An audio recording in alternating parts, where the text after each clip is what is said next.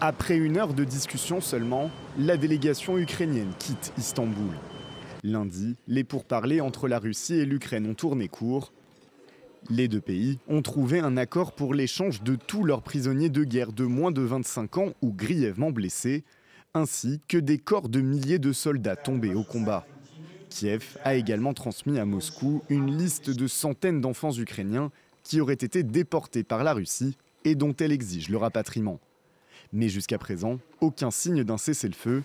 La proposition russe d'une trêve de 2 ou 3 jours et sur certains secteurs du front seulement est très loin des demandes de Kiev.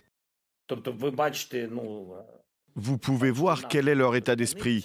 Juste une courte pause dans la guerre. Par conséquent, je veux vraiment que nos partenaires américains prennent des mesures fortes pour imposer un paquet de sanctions.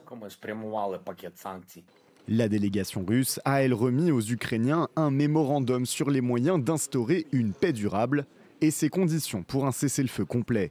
Notamment que l'Ukraine renonce à rejoindre l'OTAN, réduise les effectifs de son armée et retire ses troupes des régions partiellement occupées. Nous donnons même une variété d'options et plusieurs voies pour la paix. Le mémorandum est très détaillé et nous l'avons bien travaillé de notre côté. C'est pourquoi la partie ukrainienne a décidé de l'étudier. S'ils l'étudient, ils y réagiront et nous verrons bien. Kiev propose de nouvelles discussions fin juin. Erdogan se dit prêt à accueillir en Turquie un sommet Zelensky-Trump-Poutine. Le président américain est disposé à discuter. Son homologue russe, lui, ne cesse de retarder l'échéance.